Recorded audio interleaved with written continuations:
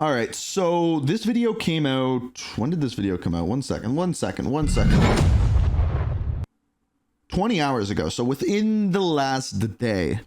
And this is something that I have been preaching on the main channel, on this, like on second channel, on Twitch, on everywhere for months, basically since Black Ops 6 came out.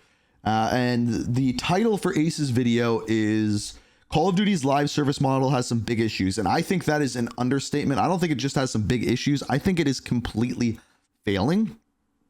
And I'm very curious the reasons that he gives. He's generally on the same page with me for most things for Call of Duty, but I think I will take it to the next step a little further than he will. So let's see. What's up, guys? My name is Ace. What's up, guys? My name is Ace, and today I wanted to focus on Call of Duty's live service model, especially with Black Ops 6, based on what we've seen so far, and why I feel they're not even close to reaching their potential with this model. 100%. Now, many of the things I discussed today, I have already mentioned in the past with my more general feedback videos, which I will leave some of the more recent ones linked in the description down below. But today, I wanted to dive even deeper into my thoughts and feedback when it comes to their live service model and where I feel they're going wrong with this. I think now, I do want to point out, I totally understand that there are a ton of moving parts, and many, if not most of the things that I outlined today, it's so much easier said than done, and some of it might even be really obvious. But at the same time, I think there is a lot to be desired here. There's a lot of room for improvement. And I think especially recently with Black Ops 6, we've been seeing the results, at least in part, of this live service model not living up to its potential. So let's dive in with the first part of this topic, and that is... So you gotta also, like, before he says this, I want you to just, like, think in your head for a second and look back. When did Call of Duty become a live service game? And I think this is like a way more important question than you may realize. And I think it was well before they, introduced the not buying DLC maps, right? Because like, since Call of Duty 4, you had to buy DLC maps, and then I wouldn't say it was a live service, but once they started adding in like DLC weapons, updates became more prevalent, like all the way into like Modern Warfare 2, there would be a bug. Like there would be a problem, like the one I'm thinking of is in Modern Warfare 2 is the fuel under the map glitch, and it wouldn't get fixed for like 6 months. And like, or one man army noob tubes, these things would never get fixed. And at that point it wasn't live service, but I think like somewhere around Call of Duty Ghost, when they started to put in this like crazy DLC, is when it like shifted towards that live service model. And then Modern Warfare 2019 hit, and it was full live service, like 100% live service completely. Consistency, especially consistency with updates and the content release schedule. In my eyes, and based on my experience with the live service model with Call of Duty over the past several years, it seems the ideal seasonal schedule is every 8 weeks we have a new season. Yeah. And a big reason I feel this is ideal is this means every 4 weeks we're getting a fairly large update. Because obviously you have your big update at the start of a season, 100% agree and with then this. And midway through, or 4 weeks through, you would have your reloaded update. And to me, that feels very reasonable for a wait time between major updates. Waiting any longer than 1 out of the 12 months that you get out of a AAA live service game's realistic life cycle in order to get a major update, it just feels too long. And that's what we're currently experiencing right now, coming off of the holiday season. And we have been seeing this same cycle repeat itself every single year, where at the beginning of January, it seems they've just lost all their momentum. A bunch of people are just fed up with the issues that have been persisting for several weeks without any changes, since the developers are largely on holiday. And many of us are also feeling very starved for content at this point. Like, I can't believe we still have to wait another almost 2 weeks before we get the next update, when it's been 6 weeks since the... So we're at 8 days until we get Season 1 2. Reloaded update came, the last major content update for the game. Yeah. And therefore, it feels like we're already overdue for this update, and yet we're still going to be waiting a couple more weeks. And on top of that, we're not actually going to be getting the full update that we're expecting, right? Like, we're not going to be getting this... like full-fledged new content, everything's new that everyone needs and the game needs for a refresh. We're not getting it. It's not going to be there. It's going to be predominantly bug fixes and quality of life improvements. Like, yeah, there's going to be new maps, there's going to be new weapons, there's going to be a new battle pass, there's going to be new bundles, but there's not going to be like this like overwhelming new feeling that people are going to want. And I don't think that's going to happen until season 3. And it's really unfortunate to see this trend happen basically every year with Call of Duty, because the game is still fairly new and fresh, especially for something that's going to be treated as a live service for the next year. And yet they lose so much momentum over the holiday season, largely because of this major lull and lack of any update or hope for improvement for a while. About a month. And that causes a lot of people to leave. And unfortunately, many of those people will never come back. So from what I understand, the developers at all of the studios involved with Call of Duty get 3 weeks Christmas break. Plus, a week before and a week after are essentially shut down and boot up. So they're closing things down the week before and they're reintegrating everyone back into the game the week back. So essentially it's 5 weeks of nothing happening in game, from what I understand. Back to the game. They're not going to recover that momentum that they lost. Now, unfortunately, I don't know what the solution to this issue is, because I do feel the devs obviously deserve a holiday, especially after a big crunch leading up to a big game launch that they've been working on. My understanding is they work a whole lot of overtime. There's a lot of pressure leading up to that. And so I don't think the ideal solution here is make them continue working a ton of overtime. Don't give them a holiday break or anything, because I want updates in the video game that I'm playing. But I can't help but think that they're missing out on so much retention over the year because of this huge drop in momentum. And there's got to be some sort of a solution or something. I think it's a pretty easy solution. Maybe Call of Duty doesn't get released a month before Christmas or 2 months before Christmas. Maybe we switch that release time to, honestly, I think January would be unbelievable for Call of Duty.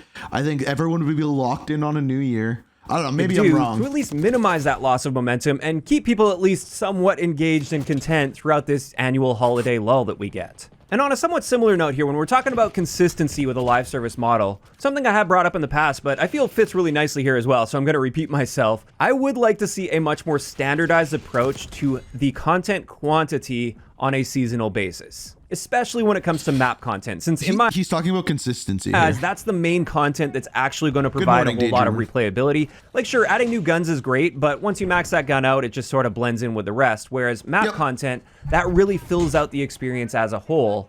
And while we don't know exactly what the plans are going forward with Black Ops 6, since we don't even have the Season 2 roadmap yet, I suspect we'll be seeing that sometime, maybe later in the week, this upcoming week. But in the past, we've seen a lot of inconsistency with this, and that can cause some frustration with the live service model as well. Now, for me, from the perspective of a 6v6 player, ideally, I like to see 4 6v6 maps every season. And I like the ratio of 3 brand new maps mixed in with 1 remaster every single season. That just seems like the sweet spot number where I feel it's reasonable to expect that quantity, and it provides enough hype and excitement and replayability for that given season. And unfortunately, in the past, while many seasons would give us that amount of content, or sometimes even more, there's been a lot of inconsistency where other seasons fall way short of that number. And when you have a major update that falls short of expectations that have been set by other major updates, that's another thing that can harm momentum with a live service model.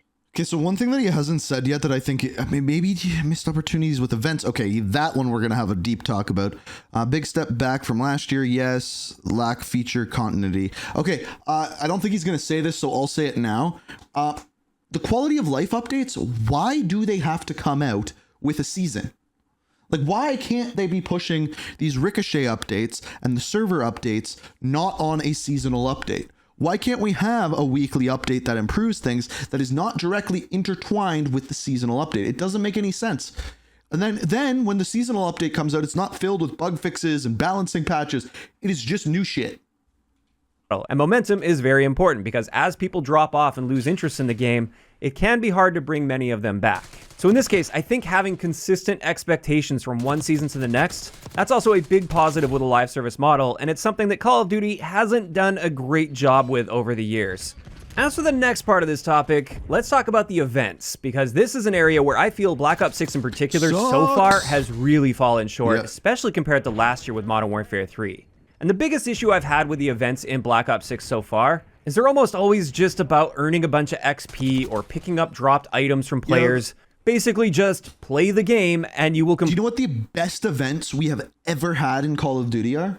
They were the ones in Call of Duty Warzone in Modern Warfare 2019 where you had to go look around the map, follow puzzles, solve the puzzles, find the location, and then you'd get more lore for the game. And then you get like XP or like a little calling card or whatever. Those were my favorite events. They will always be, unless they introduce something like that, they were the best events. Complete the event. And I'm really not a fan of this because it just feels redundant. It doesn't add anything to the experience that you're already playing, since that's what you're already doing, is earning XP to level up your character and putting time into the game to level up your battle pass. So making it so that's all you have to do How for did your you not event see as that well guy, Ace? doesn't really add any extra engagement to the system. You're just doing the same thing you were doing previously, but now you're getting some rewards along the way. In my eyes, these in-game events should add a layer on top of just playing the game.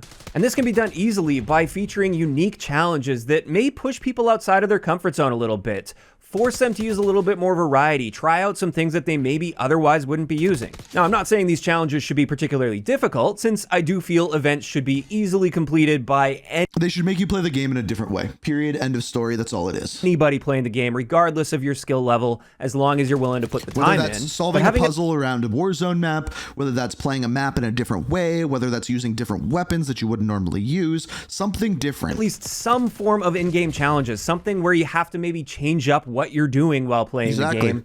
That makes events much more engaging, and it gives you an extra reason to want to log in and play the game outside of just, let's earn some XP and play the game the same way I always play the game. And I think we've already seen some big missed opportunities here with the events in Black Ops 6, like with the Squid Game event, for example. They introduced some really interesting and unique game modes that are 100%. specifically tied to the event, and how much more How was there not a challenge for win a game of Squid Games?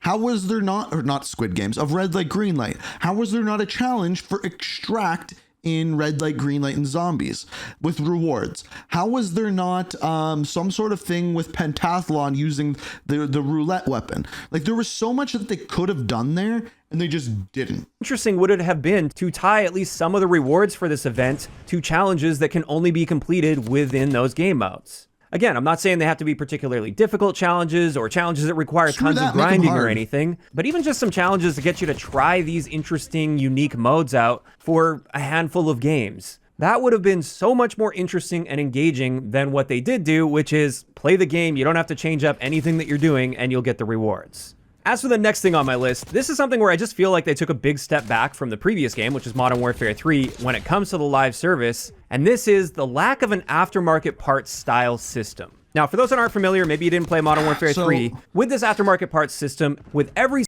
Here's what I will say about this already. Not every Call of Duty has to have the same features.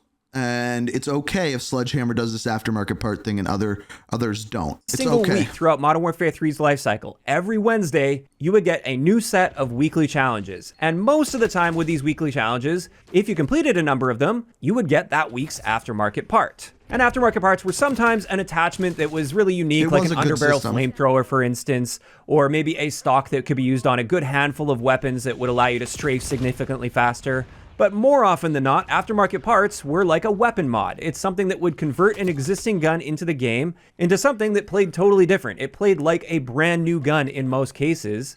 Kind of like the 3-round burst mods we've seen in Black Ops 6 for the XM4 and the Compact 92, but often they would make them even more unique than what they did there, and they would also have a different look to them, although I don't think that part's even necessary. The main thing about this is every single week of Modern Warfare 3, I would look forward to Wednesdays, because at least in most weeks, there was something new to grind for that was an actual gameplay item. Something you could try out that would actually affect the gameplay in some way. It wasn't just some cosmetic item most Yeah, of the and time. especially towards the end, they would add ones that would like legitimately change the way a weapon felt. Like there was that one, the one that like I'll always remember is the one for the LMG that turned it essentially into a sniper rifle, and the sniper rifle was just unbelievably good, and everyone was using it in Search and Destroy, which is what we were playing at the time. So things like that are refreshing, and it's unlike the seasonal model that we're talking about. It was new every single week. Weeks there were some filler items like that. But this system, in my eyes at least, is what really started to make Call of Duty feel like it was being treated as a game as a service. And it was so great that as a Call of Duty player, every Wednesday I had something to look forward to in the game. That's what a live service model should be doing. It should be giving you things consistently to look forward to in the game that you're playing to keep you coming back week after week. And in my eyes, that's a huge win-win. They obviously want to maintain player retention as much as possible. They want to keep that momentum going. They want people playing their game as consistently as possible throughout the entire year. And you know what was good back in the day? Gunfight tournaments. You know what was good in other games like Destiny, Trials of Osiris, Iron Banner, different game modes that you could play different that were LTMs that would actually give you rewards in game. And like, man, they just they can't do because the more events. people that are Their playing events throughout are the year, shit. the more bundles they're going to sell. So I was very disappointed to find that Black Ops 6 doesn't have this system, at least currently, and I do think this was a huge step back when it comes to the live service model. In fact, this is one of the things where over the holiday lull, if we would have had a new aftermarket part or a new weapon mod every week, or even every couple of weeks for completing weekly challenges, that's the type of thing that could have at least somewhat held us over throughout that lull. But obviously there was nothing like that, and therefore there hasn't really been anything to look forward to within the game itself, aside from just the gameplay experience in general, which for some is enough, but for many, it's not. And this just leaves us with one last general topic I wanted to attach to the end of this video, and this is yet again something I have mentioned in the past, but this is a lack of continuity, especially with universally loved features from one Call of Duty game to the next. Okay, and one really easy example that we're kind of living through right now is in Modern Warfare 3, partway through the life cycle, they brought in challenge tracking, which allowed us to select various challenges that we wanted to track. And then when we were actually in a game, we could open up our start menu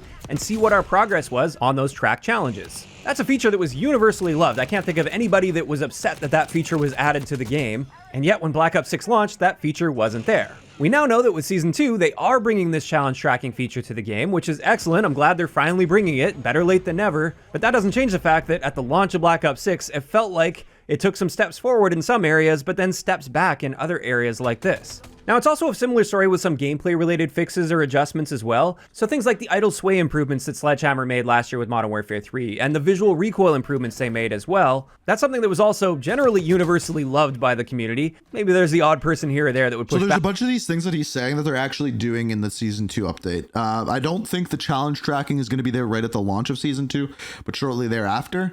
And then the other one is the weapon visual recoil movement, things like that. But generally, it seemed that was very well received, and yet at launch of Black Ops 6, it once again felt like we took some steps back there, and then several updates later, they ended up fixing those areas and bringing them back in line to what we had in Modern Warfare 3. And when it comes to that live service model, especially when you're trying to keep up that momentum over time, when you go from one game to the next and you're taking some clear steps backwards, that can obviously lead to some frustration. And I don't know exactly what the proper solution to this is, since I know each dev studio, they're making their own game. Especially in this case, while Modern Warfare 3 was adding these things partway through its life cycle last year, Treyarch was probably just so focused on getting their game together and finished for the upcoming year that they were probably unable to monitor all of the things that Sledgehammer was doing and how well those things were being received. Or maybe they were monitoring those things, but they've already got their long list of things that they're currently working on to get their game together, and they just simply didn't have time in their schedule to implement those things into their game before the launch of the game, which is why we're now just starting to see challenge tracking coming with Season 2. So I think that's probably most likely it. It's the fact that like they didn't realize how loved that small feature was going to be.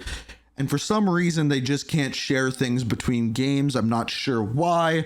It's one of the probably biggest problems right now with Call of Duty is that every single year, everything refreshes, it breaks a bunch of things, and nothing is ever fixed. So now we're getting it late, but better late than never. I understand the reasons that this may be taking place, but from a player's perspective, those reasons don't really matter. 100%. It's still frustrating when you go from one Call of Duty game to the next brand new Call of Duty game, and suddenly you're missing features that you loved from the previous one that aren't like stylistic choices or gameplay philosophy choices or anything either. These are just features that people love and have now come to expect with the franchise, and it feels like they've been taken away from you when you move on to the next game.